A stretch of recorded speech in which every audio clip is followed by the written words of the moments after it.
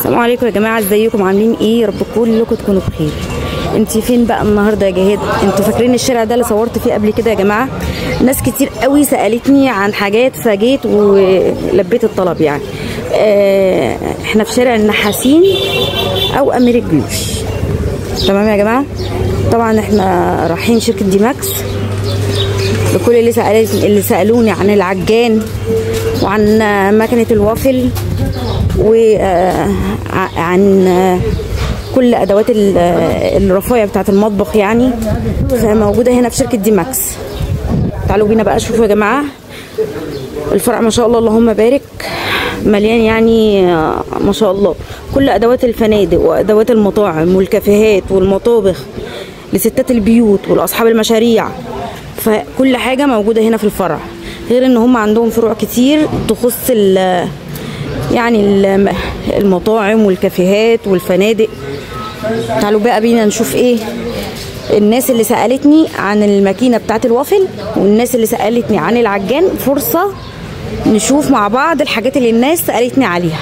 تعالوا مع بعض يلا نشوف بقى الحاجات اللي كانت ناقصانا، وقلتوا المرة اللي فاتت في الكومنتات اسأل لنا على كذا وكذا وكذا. يلا. السلام عليكم. ازي حضرتك؟ ازيك، عامله ايه؟ اخبار حضرتك ايه؟ الله يخليك. عايزين نسال بقى الناس المره اللي فاتت، فاكر حضرتك لما صورنا الفيديو المره اللي فاتت؟ تمام. في ناس كتير سالتني عن ماكينه الوافل. تمام. في ماكينه كريب، في ناس سالت على ماكينه الكريب والوافل والعجانات. ناس كتير قوي سالتني عن الحاجات دي، فاحنا عايزين بقى ايه نلبي الطلب يعني ونقول ايه. طب بالنسبه لماكينه الوافل هنا باشكالها كلها ايه؟ يبقى في منها حاجه اسمها مربع 2 قطعه، وفي منها 4 قطعه، وفي منها 6 قطعه، في وافل سمكه، في وافل شجره، في وافل ستيك، في وافل مدور. احنا بس ايه يعني هنصور للناس التشكيله كلها. دي كده وافل 2 قطعه. تمام. ده مربع 2 قطعه. واللي بعدها بقى ده كده بسكوت مربع. زي اللي هو بتاع الايس كريم يعني. ده بتاع الايس كريم. ازاي هو بتاع الايس كريم فعلا. في منه مربع وفي منه مدور. ده المدور. ده كده المدور وده كده المربع. ده المدور. تمام. وده المربع. تمام. دي مكنه بانكيك. اسمها وافل بانكيك. دي اسمها بابل. ده بال حضرتك. ايوه. ده وافل 6 قطع، مربع 6 قطع. ده 6 قطع. الله ينور عليك. ده وافل 4 قطع حبايه رفيعه. ده وافل 4 قطع حبايه كبيره. تمام. طب هنيجي مع بعضينا كده. دي اسمها وافل مدور قلاب. وافل مدور قلاب، الحبايه بتاعتها كبيره. ده وافل سمك. ده انواع كتير بقى. ده وافل بانكيك مفتوح كبير، كميه اكبر. ده وافل ستيك. ما شاء الله حاجات كتير. ده وافل دونس. ده وافل قلوب. ده برضه وافل قلب.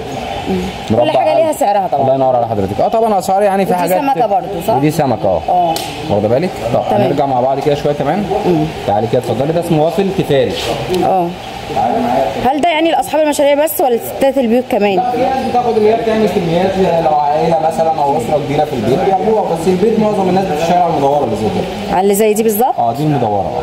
تمام. مفيش حاجه من غير اللي هي دي. ده ستيكر. لا الجهاز نفسه ده يعني دي لوحدها. لا ما دي لوحدها تشتغل ازاي؟ ما هو العلبه دي عشان فيها السخان بتاعها وفيها الحاجه بتاعتها الكهرباء. هنا البلاطه بس.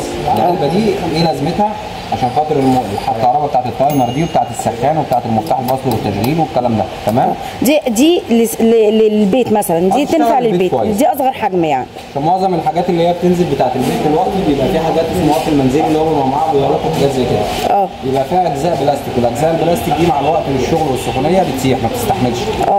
فالفكره من دي ان الجسم هنا نفسه ستانلس. والبلاطه هنا برضه ستانلس، ودي تيفال. تبقى قويه مش ضعيفه. قويه يعني. سعرها قريب جدا من غاليه. يعني حوالي كام كده؟ 2200 جنيه. دي 2200. حلوه قوي. في بقى حاجات اشكال زي كده. في اشكال زي كده، دي اللي هي ال2 قطعه. ده وافل جرانيت باشكال برضه. طب هو الجرانيت احلى ولا التيفال؟ الاثنين كويسين جدا، بس الجرانيت يعني في ناس بتاخده عشان بيقول لك ما بيدينيش زبده او زيت. بالنسبه للقفال بيدين زبده او زيت، يعني موفر قصدك يعني وصحي اكتر يعني. طبعا ده واقف ده اشكاله برضه بالنسبه اللي هو ايه الجرنيت. تمام. هنرجع مع بعض تاني كده. يعني اقل حاجه 2200. اقل حاجه ب 2200. تمام. طب الاسعار بقى يعني بتتراوح من 2200 ل 3.5، في حاجه ب 4، حاجه ب 4.5، حاجه ب 2200، كل حاجه ولها سعرها. تمام. نديكم فكره بس عن الاسعار. وبعدين الاسعار دي عشان احنا شركه مستوردين. فممكن اللي عايز يعمل مشروع بأقل فلوس جدا، ممكن اقل يعني ممكن ب 3000 جنيه يجيب له خلاط ويجيب له مكنه وافل ويشتغل هيبقى تمام. احنا اتكلمنا كده بالنسبه لمكنه الوافل، واتكلمنا برضو على الخلاطات. عندي خلاطات قويه جدا لو حد مثلا عنده كميات شغل كبيره في البيت. لا انت قلت لي قبل كده يعني لسه قايلين حالا ان اقل يعني باقل مبلغ ممكن نفتح مشروع. تمام. زي ايه بقى اقل مبلغ؟ يعني ممكن اللهم صل على سيدنا محمد، ممكن ناخد مكنه وافل مع غلايه. ممكن ناخد مكنه وافل مع خلاط.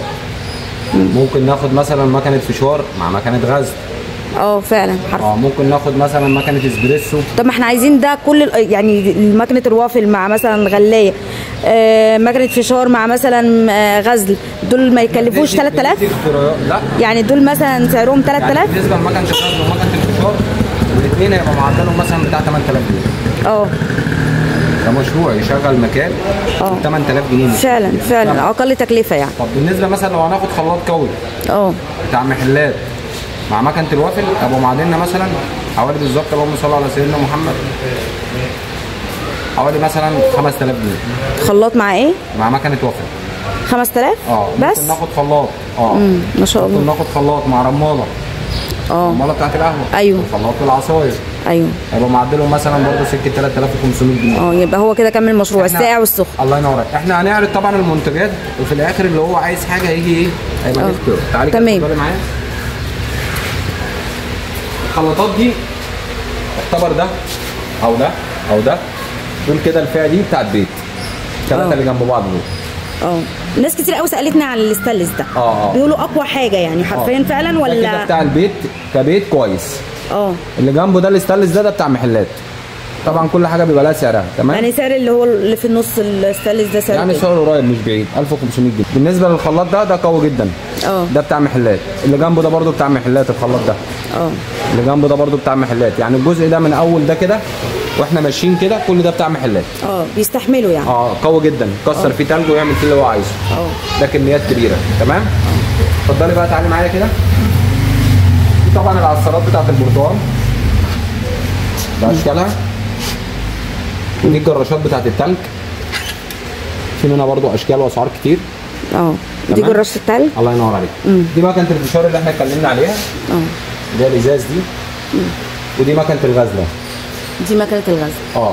دي برضو ممكن ستات البيوت البسيطه تعمل مشروع قدام لو حد عايز يعمل مشروع في البيت او حاجه. تمام. برضو الجزء اللي هنا ده كله ده كده قلايات بتاعت بطاطس وجريلات وحاجات زي كده. برضو اسعار قريبه يعني جدا.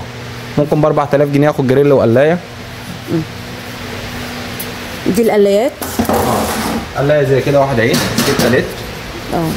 واخده بالك. وفي جريل زي كده لو حد بيبدا مشروع، ده في منه غاز وفي منه كهرباء. تمام. ب 4000 جنيه ممكن ابدا مشروع قلايه وجريل. تمام. ما شاء الله. طيب هنخش هنا برضو وعصارات برتقال يدوي. خلاص الاشكال اهي. الجزء اللي هنا ده كله دي فعلا الناس بالفعل عاملاها مشاريع. عصارات البرتقال اليدوي دي في ناس فعلا عاملاها مشاريع دلوقتي. منها نحاس وفي منها امونيا واسعارها مناسبه جدا. يعني دي سعرها كام؟ عصاره البرتقال اليدوي دي تقيله جدا والاكس بتاعها محمل. دي ب 1800 جنيه. في حاجه زي كده نحاس اغلى شويه، وفي حاجه المونيا زي كده ارخص شويه. تمام. دي المفارم بتاعت اللحمه باشكالها كلها مفارم اللحمه. تعالي برضو نديكي فكره عن العجان. بالنسبه للناس اللي بتشتغل بالعجان، اللي هو الحلواني اللي هو بيعمل كيكات او سبونشات. كيك او سبونش او بيض، حاجات عجينه خفيفه. هناخد مضرب زي كده. ده 7 لتر اول مقاس بينزل بيه. ده مع 3 اسلحه، الدوده والكف والمضرب. ده بيستحمل يعني. لو عجينه خفيفه كويس. تمام. طب لو هنعمل على معجنات تقيله، طبعا ده مقاس ده يعتبر للبيت او حد بيعمل عينات. تمام. بالنسبه لده ده يعني هنحسبه اكتر للبيوت. للبيت اكتر. ست البيت. تمام. لو حد مثلا بيعمل عينات في المحل او حاجات صغننه بياخد ده برضه مش وحش.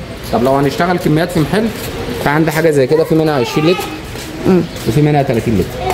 ده كده بالنسبه للحلواني والحاجات العجائن اللي هي الخفيفه. طب وفين ال 10 لتر؟ موجود. في موجود ال 10 لتر؟ اكبر منه شويه. وفي منه اكبر شويه. في منه 30 لتر الاكبر شويه. في الاكبر وفي الاصغر. تمام. بنبتدي كده من 7 لتر، 10 لتر، 20 لتر، 30 لتر. دي العجانات اللي هي بتاعت البيتزا والعيش والفطير والحاجات دي. المخبوزات. ده يعتبر معظم شغله اللي هو المحلات. خلاص. هنخليكي برضو تصوري، اتفضلي كده تعالي معايا. 10 لتر هيشيل معاك 5 كيلو. 10 لتر يشيل معاك 5 كيلو. ده يعتبر برضو للمنازل يعني. بيشتغل في البيت كويس، بس احنا بنتكلم على ده اللي هو يعجن بيتزا او عيش او فطير، اللي هي العجائن الثقيله. اللي احنا اتكلمنا فيهم في الاول، دول اللي هم العجينه الخفيفه او البيض، تيكاتا والكلام ده. انما العجان دوت اللي يعجن عجينه ثقيله بتاعت بيت، بتاعت فطير او عيش او بيتزا، العجائن الثقيله. تمام. ده يعتبر اصغر مقاس فيهم، في المقاسات الاكبر. تمام. عندك في رفايع. تمام. دي جينات، في منها اكريليك، دي بيتقال عليها جينات وبيتقال عليها بول. واخد بالك؟ في منها اكريليك اللي هو الشفاف ده، وفي منها استانلس. استانلس 304 طبعا، في جميع كل المقاسات كلها. دي مصافي هنا اهي، واطباق سلطه. دي اطباق بيعملوا فيها عجينه وبيعملوا فيها، دي مصافي. دي عجانات. واخد بالك؟ طبعا دي مقاطع. طب اسعار العجانات دي ايه؟ يعني ابتداء كده مثلا من 150 واحنا طالعين. من 150. اول حجم من 150 ان شاء الله. بص حضرتك، دي برضو مقاطع هنا اهي. مقاطع وشيالات وزبوتلات. في مقاطع للبسبوسه والحلواني، وفي مقاطع للاكل اللي هو الجريل اللي بيعملوا اكله وكده، وشيالات زي كده. تمام. اتفضلي كده معايا.